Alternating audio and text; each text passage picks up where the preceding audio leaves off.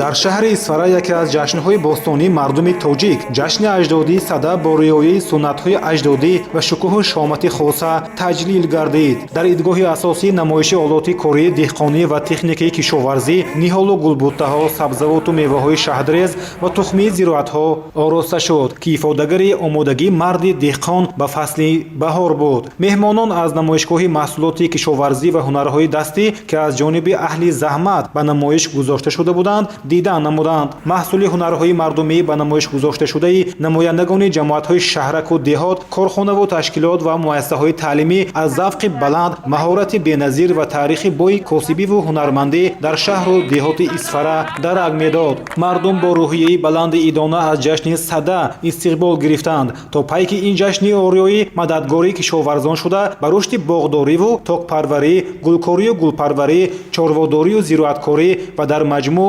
ободкорӣ мусоидат намояд.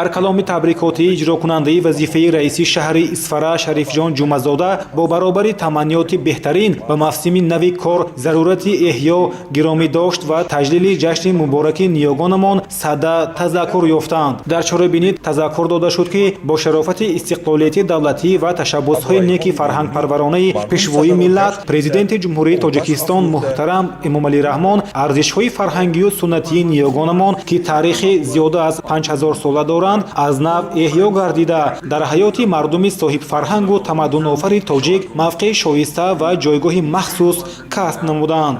яке аз чунин суннатҳои хоси мардуми ориёитабор ва ҷашнҳои бостонии миллати тоҷик Сада маҳсуб ёфта, таҷлили он ҳамасола дар Тоҷикистон ба ҳукми анъана даромадааст. боиси ифтихор аст, ки ба шарофати соҳибистиқлолӣ анъанаву суннатҳо ва ҷашнҳои миллии мардуми кӯҳанбунёди мо эҳё гардида, арҷгузорӣ ба онҳо сол ба сол бештар шуда истодааст. Сада иди мужда аз тайёрӣ ва пеша намудани корҳои нави кишоварзӣ маҳсуб мешавад. тоҷикон аз қадимулайём мардуми кишоварз буда, бо меҳнату заҳмати хеш маводи ғизоӣ ба даст меоварданд. аз ин рӯ аввалин тарғибкунандагони ин иди аҷдодӣ мебошанд. ин маросими ҷашнӣ ҳамеша ба шакли дастаҷамъӣ ва бо ҷамъ шудани мардуми шаҳр, маҳалла ва деҳот дар як ҷо бо суруру шодмонӣ баргузор мегардад.